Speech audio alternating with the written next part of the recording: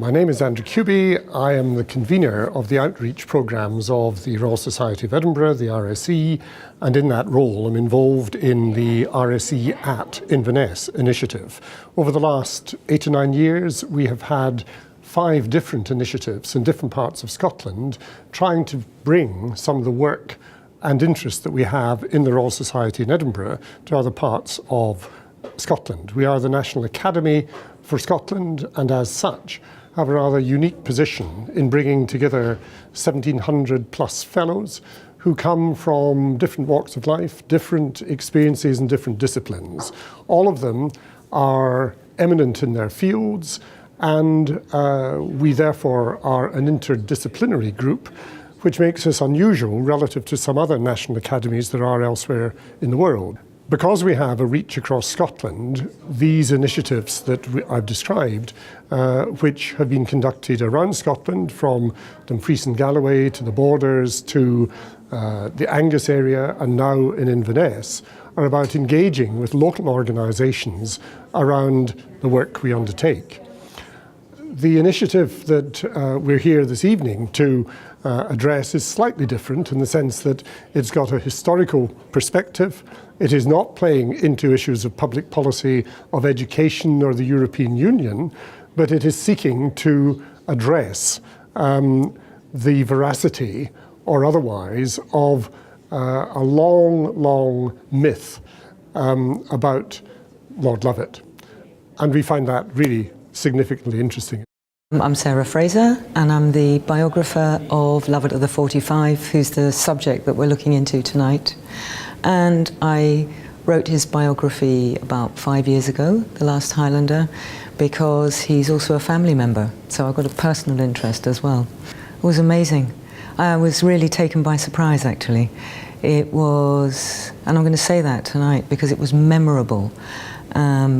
Watching Sue and Lucina at work, their quiet, calm, concentrated efforts as they sifted this, essentially what looked like mulch through out of the coffin, just quietly doing it, and the respect with which they treated the remains as well.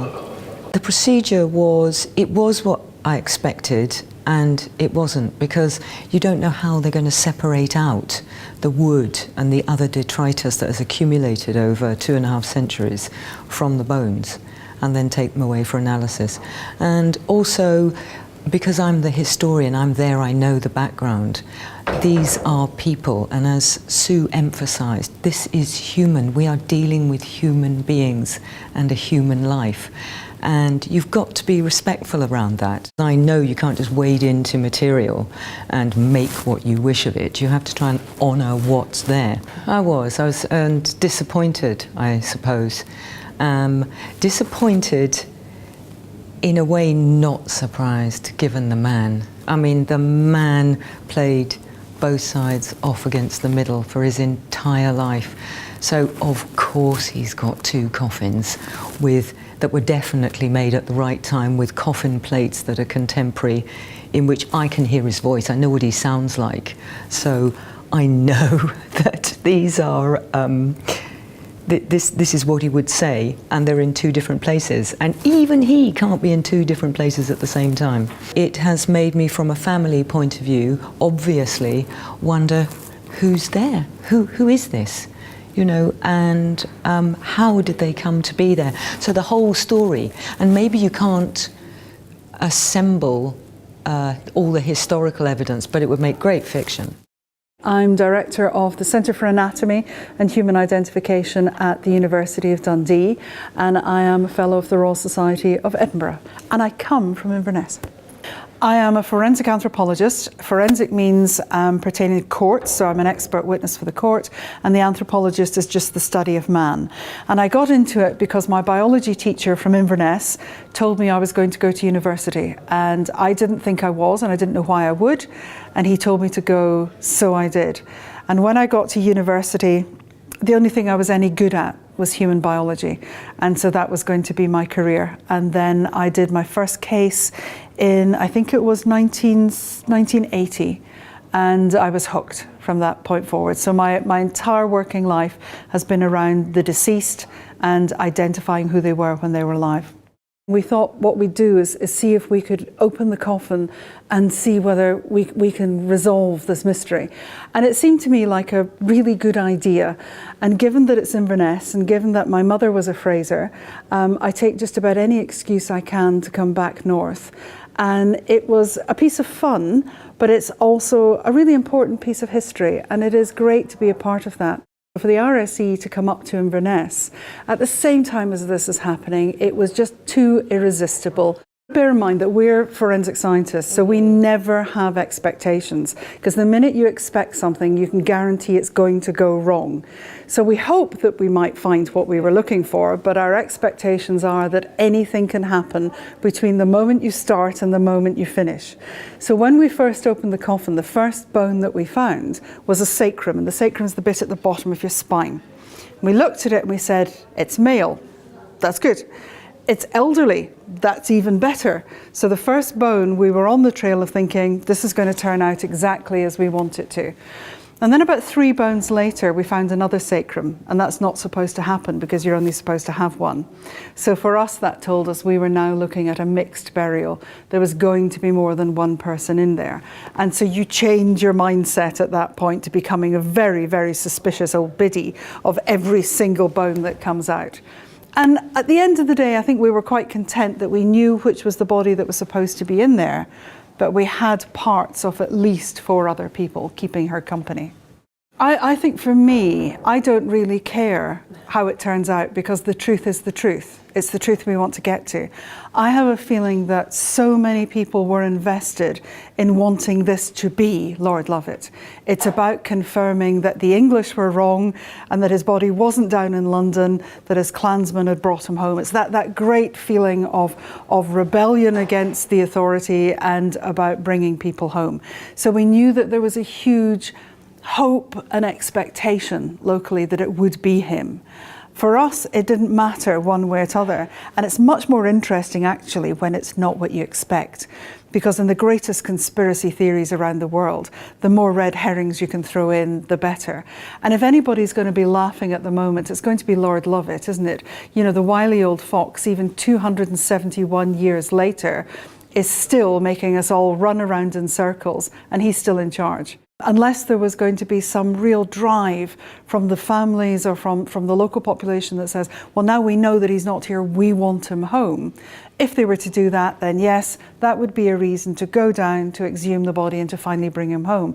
But I believe he's probably mixed in with, I think it was 2 other rebels of the time. I think Montrose's remains and a third one whose name I can't remember were excavated some time ago in the tower and reburied together. So again, you have to ask, why would you want to disrupt the remains of 2 other people to find the fox? If he is safe and buried in London, why would we move him? But if they want to, I'd be there. I'm Dr. Lucina Hackman, and I'm a senior lecturer at the University of Dundee, and I work in Carhyd, which is a centre for anatomy and human identification. And I'm a forensic anthropologist as well as being a lecturer. So I was asked to help Professor Sue Black, trying to investigate this mystery. So what we do as forensic anthropologists is solve mysteries or try and look at mysteries. And this one seemed like a really interesting one, so I said I would be happy to help out. And went along to the mausoleum with her and examined the remains that we found there. I took the lid of the coffin off with Dan Snow, and we had a look to see what was inside. So the procedure didn't go quite as we expected it. It was slightly more exciting in some ways. When we actually opened the coffin, we had a look, we could see that there were skeletal remains of a human lying in anatomical position in the coffin. No skull, so the skull was missing from the head end. And as I worked my way through and removed those bones carefully, I discovered, and Sue helped with that one, discovered skeletal parts from other people. So we actually found the remains of up to 5 people in the coffin. So if we were doing this as a forensic case, we would be having to look to see if we could identify all of those 5 people. Obviously, this isn't forensic, this is historical, and what we've ended up with is a big mystery as we started out with, only the mystery's changed a little bit. Hi, I'm Erik Lundberg, and I'm the custodian of the mausoleum. Running the building and doing tours, we wanted to try and find out who is this person in the crypt, and my daughter Freya had the idea of approaching Sue Black to give us her expertise. It kind of did go the way I expected it to go. I mean, I've watched Time Team over the years, and I've volunteered at an archaeological dig for 3 summers myself over in Cromarty, so I kind of know the general way archaeologists work. I haven't seen someone deal with bones firsthand before, but again, I've seen Sue on TV doing her thing and had a fair idea of what might be happening, and it does kind of fall the way I thought it might. It wasn't what I expected, because all the indications and all the research that I had done leading up to the point where Sue arrived at our building was it probably was him. And for Sue to tell us it's probably not him, given it's a lady, that was, wow, that was a bit surprising. But to the layperson, they just looked like bones, and we couldn't say if they were male or female from us looking at them. That requires Sue's expertise, of course. I can't say it wouldn't have been helpful if Sue had said it most likely was him in terms of our future visitor numbers and our profile, but it's just as interesting really, because who on earth is this person? What's she doing in a coffin that has got the nameplate of Simon the Fox on it? Did she die in London? Did she die in Kirkhill? Did they bring back an empty coffin or a full coffin from London? Who put it down there? Why isn't she buried in a normal grave with a headstone? Therefore, was she, did I say it, killed by somebody and they wanted to hide a body? So there's all kind of questions, apart from the fact of, well, it's Simon's coffin, was he in it from London to Inverness and was then removed, either in one piece or indeed piece by souvenir hunters over the last couple of centuries, and she was then placed into a now empty coffin. So we are still left with many, many questions, but it's just as well.